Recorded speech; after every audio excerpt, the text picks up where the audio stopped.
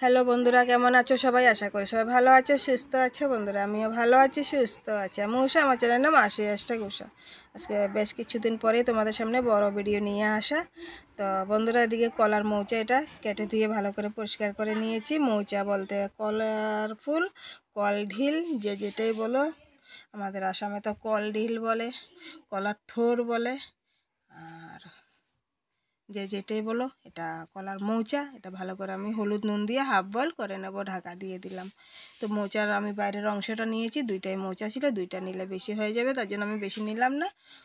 বাইরেরটাই নিয়ে নিয়েছি, ভিতরেটা রেখে দিয়েছি। আরেকদিন আরেকটা কিছু রান্না করে বানিয়ে খাবো, ওইটাই আর কি। তো এদিকে আমি খেসারি ডাল, এটা আগে থেকে ভিজিয়ে রেখে দিয়েছিলাম, ভালো করে ধুয়েও নিয়ে এসি। এখন এটা আমি সিদ্ধ করে নেব। খেসারি ডাল দিয়ে আজকে রান্নাটা হবে, তোমাদের সাথে শেয়ার করব। আশা করি তোমাদের আজকের এই ভিডিও ধরে ভালো লাগবে। তো সঙ্গে থাকো। এটা লাউ পাতা আমি রেখেছিলাম বাটা খাবো, কিন্তু আজকে বাটা করতে পারবো না। ওইটাও আমি ভালো করে ধুয়ে নিয়েছি। সঙ্গে থাকো, কি করছি তোমাদেরকে কাছে সব কিছু শেয়ার করব। মৌচাটা সিদ্ধ করে নামিয়ে নিয়েছি। এখানে একটা দুটো আলুও দিয়েছি আমি কেটে ছোট ছোট করে। এই যে জলটা ঝরিয়ে নিয়েছি, ঝুড়িতে রেখে দিয়েছি। আর এদিকে সাইডে দেখো, লাউ পাতাটা যে আমি ধুয়ে নিয়েছিলাম, এটা ভালো করে কেটে নিয়েছি ঝুরি ঝুরি করে। আলুও কেটে নিয়েছি ভাজার মতো করে, কাঁচা লঙ্কাও নিয়ে নিয়েছি চিড়ে। তো দিয়ে কড়াই বসিয়ে দিয়েছি। বন্ধুরা, কড়াইটা গরম হয়ে গেছে। কড়াইয়ের মধ্যে আমি দিয়ে দিচ্ছি তেল, সামান্য পরিমাণ মতো তেল আর কি, সামান্য না পরিমাণ মতোই দিলাম।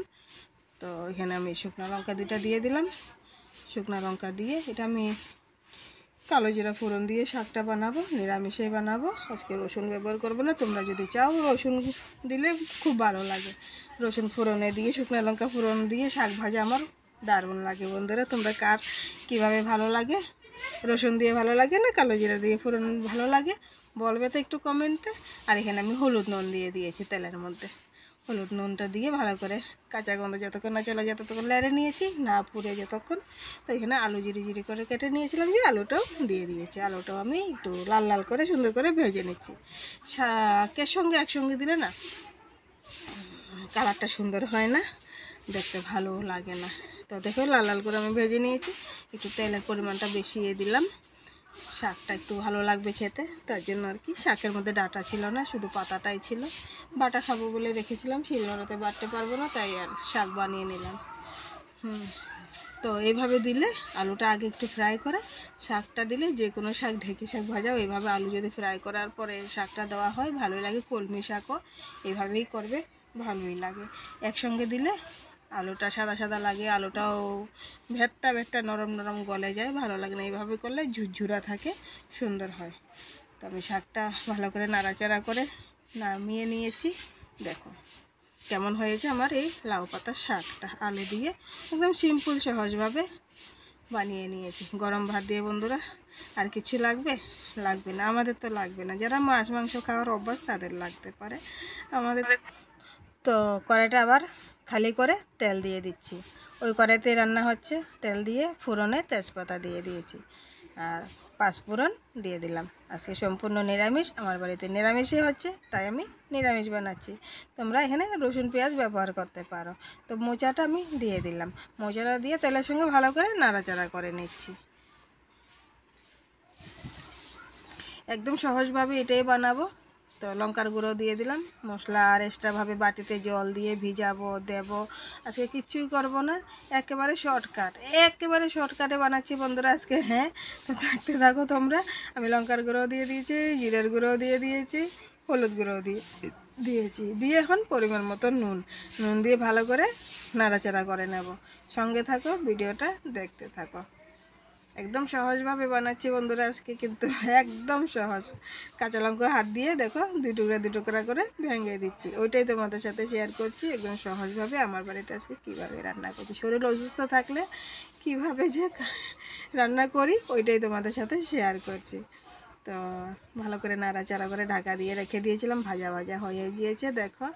তো এখন আমি এখানে কী দিচ্ছি ওইটাই তোমাদের সাথে শেয়ার করছি, সঙ্গে থাকো। এই দেখো, ডালটা আমি সাইডে প্রেসার কুকারে সিটি মেরে রেখে দিয়েছিলাম, ডালটাও আমি দিয়ে দিলাম, খেসারি ডাল দিয়ে এটাও ভালো করে নাড়াচাড়া করে নেব। খেসারি ডাল দিয়ে এইভাবে, মৌচার ডাল তোমরা একবার খেয়ে দেখবে মোচা রান্না করে খুব ভালো লাগে বন্ধুরা। তোমরা চাইলে শুকনো শুকনোও নামাতে পারো, আমি এখানে একটু জল দেব। তো সঙ্গে থাকো, ভিডিওটা দেখতে থাকো।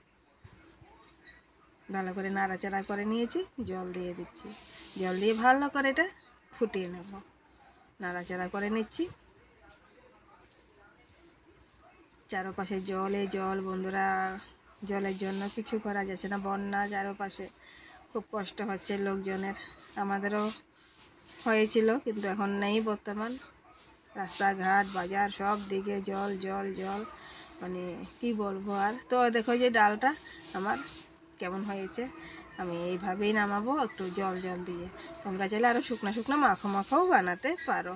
আমার প্রেশার কুকারে সিটি মারছে, তোমরা সাউন্ডটা শুনে কিছু শব্দ শোনা যাচ্ছে, কিন্তু আমি সাউন্ড দেওয়ার সময় প্রেশার কুকারে আমার সিটি মারতেছিল, ওই শব্দটা তোমরা পেতে পারো।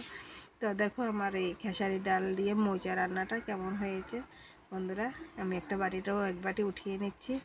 আমার বাড়িতে যে থাকে না, মানে দুপুরবেলা খেতে আসে না আর কি, আমার দেওর হোক, আমার যা হোক, আমার বরে হোক, যে একজন কেউ যদি না আসে, তার জন্য আমি আগেই বেড়ে রেখে দিই।